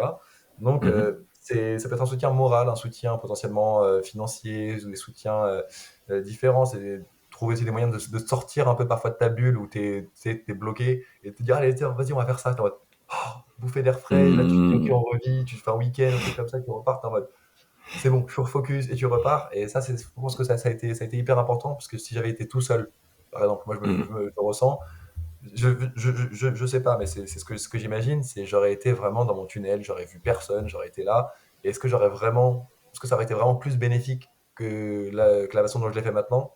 Je suis pas sûr. Peut-être que mon moral en aurait pris un coup beaucoup plus violent, etc. Et ça m'a permis de pas mhm, être seul. Parce mhm. qu'en arrivant à Montréal, j'ai tous mes clients en Europe. Donc j'ai du décalage horaire de 6 heures. Donc souvent je faisais des calls, il était 6h30, 7 heures. On est encore, Mhm. c'est fatigant. Tu peux jamais dans les mêmes Ouais. time zones. T'as pas de collègue sur Mhm. place. T'as personne avec qui sur place tu peux décompresser et qui te comprend vraiment. Genre, j'ai fini par rencontrer quelques entrepreneurs en faisant des meet-up et tout. Mais ça m'a pris un peu de temps. Et tu sais, il y a vraiment eu ce côté un peu solitude. Et là, au moins, j'avais pas ce côté solitude. Là, tu vois, cette Mhm. pièce, j'y ai passé tellement d'heures parce que c'est mon bureau. Et j'ai passé tellement d'heures là-dessus, dans cette même position, qu'à un moment, tu sais, ça rend un peu fou. Et c'est aussi, tu vois, aussi une des raisons pour lesquelles j'ai envie de retrouver un peu de salariat. Parce Mhm. que je me dis, côté interaction avec des collègues, juste être là, avoir une Mmh. vie sociale, professionnelle, et où les gens, tu sais, comprennent ce que tu fais. Parce que dans mon entourage, peu de gens bossent dans le marketing ou dans le gros ou quoi que ce soit à Montréal. Et du Mmh. coup, bah, tu sais, enfin, j'adorais les discussions qu'on pouvait avoir toi, avec Mmh. Goran, avec Jean, avec Marvin, avec Cécile, etc. Tu vois, il y avait vraiment ce côté, tu sais, genre, t'avais une émulsion, t'avais un truc qui, Mmh. ah là, tu sais, genre, ça te tient en haleine, t'as toujours quelqu'un qui pouvait t'apprendre une chose de différente, qui pouvait te dire, attends, mais t'as lu ce truc-là. Tu sais, il y avait vraiment ce côté, voilà, vie professionnelle sociale qui était importante pour moi et que j'ai perdu. Et ça m'a, par contre, ça m'a mis une petite claque. Bon, j'ai un peu dévié j'ai un peu dévié de la question, mais Non, ça m'a non, fait mais penser c'est à ça. non, non, mais c'est très vrai parce qu'en plus, quand tu es, quand tu es vraiment des fois dans l'entrepreneuriat, comme tu dis, des fois il y a des phases qui sont difficiles et tu peux, je mets des guillemets, mais tu peux devenir irritable. Donc c'est vrai que des fois tu peux tu sais, c'est comme quand tu es en manque de sommeil, des fois tu réagis pas de la même façon que quand que quand tu as bien dormi. Donc effectivement, ouais, c'est ultra important. Effectivement, faut que le partenaire le comprenne puisque c'est vrai qu'en discutant avec beaucoup de gens, que ce soit hommes ou femmes entrepreneurs, il y a vraiment un bon mindset à avoir de l'autre côté parce que tu deviens très à fleur de peau, tu peux être très vulnérable dans ces moments-là, donc c'est ultra important. Et c'est vrai que l'ultimatum, c'est jamais la bonne approche, puisqu'en fait, si normalement tu joues en équipe, eh ben, en fait, tu te dis, ben, ce que la personne elle est en train de faire, c'est pour nous, tu vois. Tu te dis pas forcément, ah ben, il fait ses trucs de son côté, même si effectivement, oui, il les fait, mais on joue en équipe. En tout cas, dans un couple, on joue en équipe. Donc, très important. Ok, ok, ok, super. Donc du coup, bah, on arrive sur la fin, mais ce serait quoi tes conseils pour quelqu'un qui veut du coup se lancer alors, il y a plusieurs choses, mais imaginons quelqu'un qui veut arriver dans un nouveau pays, t'as déjà quand même t'as déjà quand même donné pas mal de conseils, mais quelqu'un qui voudrait en tout cas se lancer dans l'entrepreneuriat avec le recul que tu as, même si t'as déjà donné beaucoup, tu dirais de faire attention à quoi? En tout cas au début, Dans au départ. l'idéal, avoir déjà une petite base de clients déjà existante avant de partir, plutôt que d'arriver Mhm. là-bas sur place et d'avoir tout à refaire. Parce que déjà, quand tu arrives dans un nouveau pays, tu as tout à faire. Tu as ta vie sociale. Et c'est hyper important parce que tu peux pas te dire, j'arrive dans un nouveau pays et je travaille comme je travaillais dans mon ancien pays. Et puis voilà. Donc déjà, une vie sociale. Un peu de temps à ton moment d'arrivée. Donc avoir suffisamment, au moins avoir un mois le temps de t'installer, donc de temps de faire tes visites d'appartement, de temps de trouver, de temps de t'installer, découvrir un peu la vie sociale, découvrir ton environnement, l'endroit où tu te sens bien. Partir donc ouais, avec un peu de sous de côté parce qu'un déménagement ça coûte en général ça coûte il y a toujours plus de frais cachés que ce que tu t'imagines toujours. Mhm. Avoir sa petite base de clients où tu sais que déjà tu vas pouvoir bénéficier d'un revenu une fois que tu arrives sur place, parce que tout créer de A à Z, je pense que ça peut être compliqué. C'est déjà un gros changement dans une vie de partir vivre ailleurs que si tout a changé, tout a réinventé à ce moment-là, c'est un peu compliqué. Donc ça, pour moi, ça serait important. Donc soit démarcher des clients déjà sur place en amont, soit en avoir dans le pays d'où tu viens, enfin peu importe, quand tu as une clientèle. Deuxième truc, c'est quelque chose que j'aurais bien aimé faire avant, mais qui prend du temps, mais c'est trouver un moyen d'avoir du revenu trouver un moyen d'avoir du revenu récurrent. Ça, Mhm. pour moi, c'est la plus grosse des libertés que tu peux t'assurer, c'est que tu trouves une source de revenus récurrent. J'ai pas encore trouvé comment j'aurais aimé le faire, et donc bah, pour l'instant, je le fais. Mhm. C'est ça mes objectifs. Euh, mais c'est quelque chose, je pense, qui peut aider à gagner vachement en sérénité, surtout si tu te mets à ton compte à l'étranger. C'est comme ça, en fait, déjà, tu es moins en train de courir derrière l'argent et tu es juste en train de te focaliser sur ce que tu veux faire, plutôt que de prendre des opportunités qui te plaisent pas forcément. C'est de te dire, bah, je vais me focaliser sur ce que j'aime vraiment faire et essayer de le faire au mieux, même si j'ai que un client tous les je sais pas combien, mais au moins je sais que ça va me permettre de m'épanouir professionnellement, plutôt que de prendre toutes les missions qui traînent avec des clients Mhm. relous, des clients qui payent en retard, des clients qui sont jamais contents parce qu'ils ont toujours euh, tu sais, tu leur dis, on va faire ça de telle manière, etc. Tu as bien compris, ok. Et à la fin, ils disent, non, non, je veux tout changer, je veux réinventer ça. Pourquoi tu m'as pas fait ci? T'es là, t'es en mode, non, c'est pas ce qui était défini. Donc, c'est ça, Mhm. c'est bien. Ça, sur l'expatriation, ce serait le conseil. Et après, tu avais posé une deuxième question, je suis pas sûr. Non, c'était plus les conseils sur l'entrepreneuriat, mais l'expatriation, tu avais déjà donné quand même Ouais, pas mal de tips dessus. ouais. Un conseil sur l'entrepreneuriat, ça c'est quelque chose que, en tout cas, que j'ai appris, c'est vaut mieux commencer à vendre. je vais pas dire peu importe le prix, parce que forcément, on a envie d'avoir sa valeur, on veut pas bosser pour, on veut pas bosser gratuitement, ça je veux bien l'entendre. Mais si jamais tu Mhm. n'arrives pas à vendre au début, baisse ton prix jusqu'à ce que tu fasses ta première vente, gagne en Mhm. confiance, gagne en expérience, puis petit à petit, tu augmentes ton prix, step by step. C'est comme ça que moi je suis passé sur les formations LinkedIn, je suis passé je crois de 150 euros de l'heure, et je suis monté je crois au max. Bon, voilà, si j'avais un peu forcé, c'était un client Qatari, et du coup j'avais pu allumer un petit peu, mais j'étais passé de 150 à 500 balles à 500 balles de l'heure. Mais Mhm. globalement, sur des tarifs normaux, j'étais passé entre 150 et 300 euros de l'heure, ce qui était pas Mhm. mal. Je suis monté progressivement, j'ai fait 150, 180, 200, 200, 240, 270, et hop, je suis monté petit à petit, parce que je voyais que ça se vendait et que si j'étais de plus en plus confiant, et j'étais en mode, bah voilà, voici les résultats que j'ai eu avec mes anciens clients, et derrière ça donne beaucoup plus de légitimité et de crédibilité, alors qu'il y en a des fois qui cherchent à vendre, qui cherchent à vendre tout de suite, très vite et très cher, et Mhm. c'est pas forcément la bonne approche. Il y en a pour qui ça marche, et dans ce cas-là, tant mieux s'ils sont très bons commerciaux et qu'ils y vont au culot et que ça passe. Franchement, vous vous privez pas. Mais si vous vous rendez compte que cette stratégie-là ne fonctionne pas, faut pas désespérer. Par contre, faut pas hésiter à baisser un peu son prix, même plus bas que ce qu'on s'estime.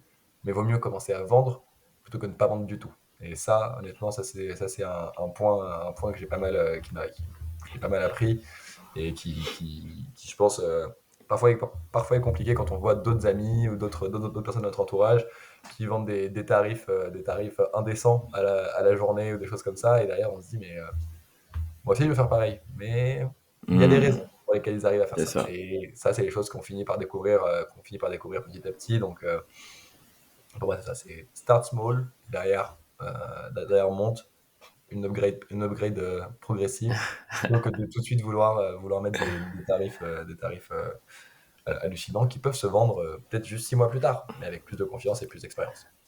C'est ça. Ce que les gens oublient souvent, c'est que les bonnes choses prennent du temps. On a beau te vendre tout le marketing que tu veux, les choses prennent du temps et les choses solides, parce que tu peux faire de l'argent très vite, mais en général, je mets des guillemets, tu le perds très vite. Donc en fait, les choses prennent du temps, faut être dans le long terme, dans le run, et puis faut continuer. Du coup, en tout cas, Romain, moi, j'ai bien kiffé cet épisode. Je te sens, comme je disais, bien aligné. C'est ce que tu as dit et c'est pour moi, en tout cas, ce qui ressort. Donc, ça, très, très cool. Merci encore d'être passé sur Self Upgrade. Qu'est-ce qu'on peut te souhaiter, du coup, pour la suite? Eh ben écoute, pour la suite, un CDI pour début 2024, déjà. Mhm. Euh, Au moins 2 voyages dans l'année 2024, que ce soit États-Unis, Amérique du Sud, Caraïbes, bref, l'endroit où il fait beau et chaud, parce que La Martinique, la Martinique. on va en avoir besoin. Bah, t'inquiète, je suis en train je suis en train d'y penser, Guadeloupe, Martinique, j'hésite. Donc voilà. Après, sinon, de belles rencontres, tout simplement, puisque c'est Mhm. important. Moi, je suis quelqu'un de très social, très sociable, et j'aime faire des rencontres tout le temps. Donc voilà. Et puis après, simple, hein. Là, aujourd'hui, j'ai plus le besoin plus d'objectifs particulièrement financiers. Ah si, un objectif financier, un bull run de folie sur le Web3 là, parce que honnêtement, on en a bien Mhm. besoin après avoir bien morflé dans le bear market pendant 2 ans, 2 ans, 2 ans et demi. Je Mhm. t'avoue, là, voir le marché qui reprend des couleurs, ça fait plaisir. Et maintenant, voir si comment ça s'appelle, tous les efforts que j'ai mis dessus ces dernières années vont enfin payer, parce que je pense que ma copine a dû penser que j'étais complètement fou à mettre plusieurs milliers d'euros dans les cryptos alors que le marché ne faisait que baisser. Aujourd'hui, elle commence à voir que c'était peut-être pas une si mauvaise idée. Et j'espère que ça Mhm. pourra permettre aussi d'avoir peut-être ce côté au final indépendant financièrement, pouvoir financer, je sais pas, potentiellement un achat de maison ou des trucs comme ça, plus rapidement que je n'espère, ou du moins que mon niveau de vie actuel me permettrait de le faire. Donc c'est plus ça, c'est un gros bull run qui me permet d'investir dans la pierre. Ça, ce serait quelque chose qui me ferait plaisir aussi. Ok, ok, ok, ok. En tout cas, merci encore à toi. C'était très, très, très sympa. Et puis, hâte de voir tout ce que tu vas faire. Et j'ai aussi envie de voir si tu vas prendre l'accent canadien. Oh. Bah tu vois, ça c'est un truc que j'ai pas encore pris parce que au final j'ai pas de contact québécois, parce que c'est hyper compliqué de se faire des Ah, ok. relations avec des Québécois ici. Mais Ok. par contre, vu que je vais commencer enfin, normalement je devrais commencer à travailler avec des Québécois prochainement, Mhm. donc je pense que je vais prendre des petites expressions, pas Ah, d'accent, mais au moins des expressions. ok. Ok, ok, ok. Donc, Bon, bah, très, très on verra ça d'ici quelques mois quand tu passeras me voir. Vas-y, avec plaisir. Ok. Bon, en tout cas, ciao, ciao, Romain, et puis merci encore. Bah, merci à toi. Allez, à la prochaine. Salut, ciao, ciao. J'espère que vous avez apprécié cet épisode et que vous en êtes sorti grandi. Si c'est le cas, n'hésitez pas à nous laisser un avis positif sur la plateforme d'écoute que vous utilisez. Cela nous aide beaucoup. Les liens évoqués durant cet échange sont en description de l'épisode. Ce fut un plaisir pour moi de vous accompagner durant ce moment. Je vous dis à très vite et souvenez-vous qu'il suffit d'1% d'upgrade pour évoluer.